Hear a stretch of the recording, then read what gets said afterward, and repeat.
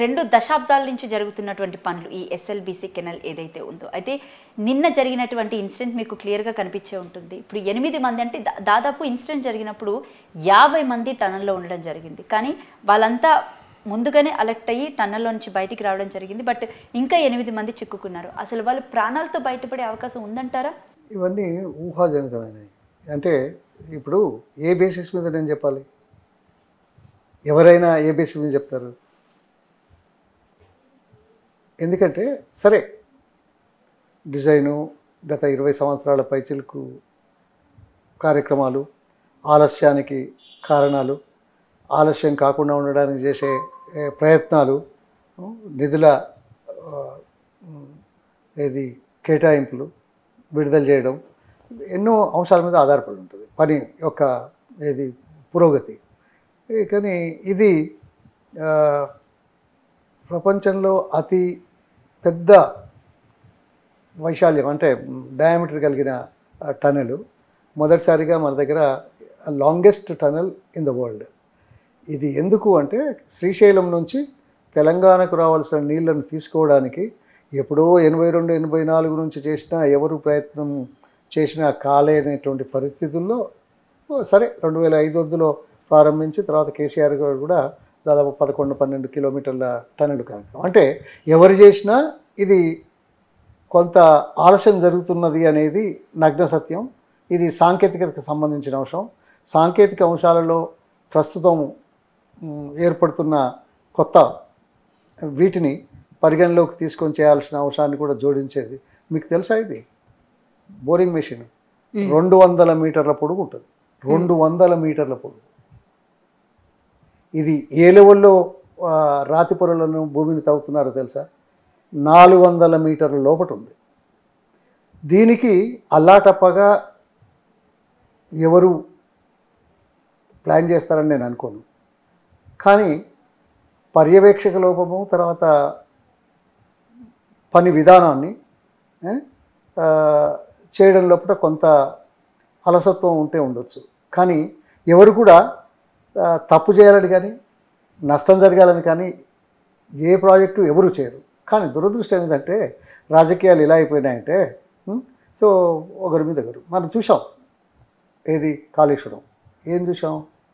25 లక్షల క్యూసెక్ల ప్రవాహం వచ్చినా ఏం కానటువంటి పిల్లర్లు 10 లక్షలు 11 లక్షల క్యూసెక్లు వచ్చిన తర్వాత మరో 3 సంవత్సరాల తర్వాత వచ్చిన దానికి ఎంత గగ్గోలు పెట్టారు, అపవాదు చేశారు, రాజకీయాలు వాడారు. సాంకేతికతను గురించి చర్చించే అంశం రాజకీయ నాయకులకు ఉంటుందా?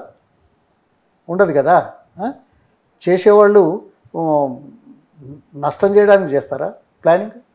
నీళ్ళు ఇవ్వాలనే ఆలోచన తప్ప, నీళ్ళు ఇచ్చే దాంట్లో త్వరితగతిన చేయడానికి లేకుంటే ఆధునిక సాంకేతికత వాడడానికి చేసే ప్రయత్నాలలో అలసత్వం ఉండాలని అనుకుంటారా ఎవరైనా?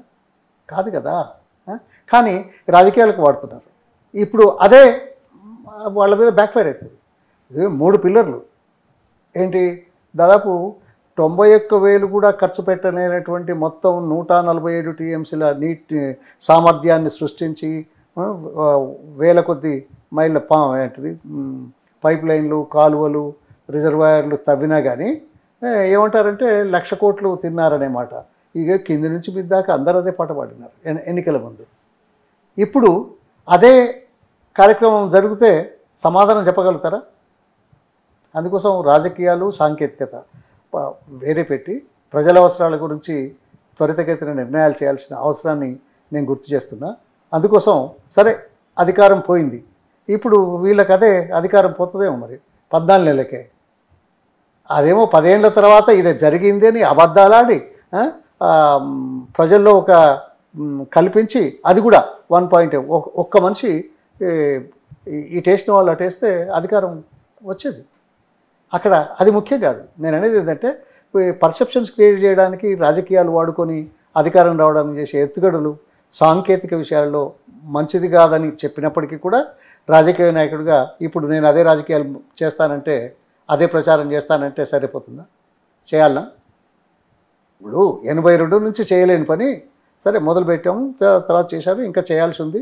అక్కడి నుంచి ఇంపోర్ట్ చేసుకోవాల్సిన అవసరం ఉంది. ఓడలలో తీసుకురావాల్సిన మెషిన్లు ఉన్నాయి.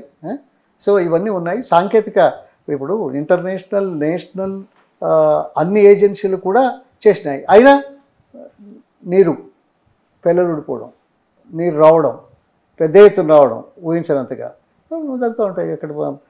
అక్కడ ఉత్తరాఖండ్లో జరగలేదా? థాయిలాండ్లో జరగలేదా? మిగతా చోట్ల జరగలేదా? అందుకోసం ఇది జరుగుతున్నాయని నిర్లక్ష్యం కావద్దు, అలసత్వం ఉండకూడదు. కానీ అది సవరించి త్వరితగతిన చేయడానికి చేసే ప్రయత్నాలు చేయడం మంచిది. అందులో రాజకీయాలు ఎక్కువ చూస్తున్నాయి. అందులో ఇప్పుడు పాలమూరు రంగారెడ్డిలో ఏం చేశారు? కోర్టులకు వెళ్ళారు, పర్మిషన్ లేకుండా చేశారు, రాకుండా చేశారు, ఆలస్యం చేస్తున్నారు. సో ఇవన్నీ ఈ ఇరిగేషన్ విషయాలలో ప్రజల అవసరాలకు శాశ్వత ప్రాతిపదికన నీళ్లు వాడుకునే దిశలోపట చేసిన ఒక మంచి పని ఏదైతే ఉందో దాన్ని రాజకీయ కోణంలో పెట్టి భ్రష్టు పట్టిస్తున్నారు. బేసికల్లీ నువ్వు చేస్తే నేను చేయాల్సి వస్తుంది, అంతే కదా.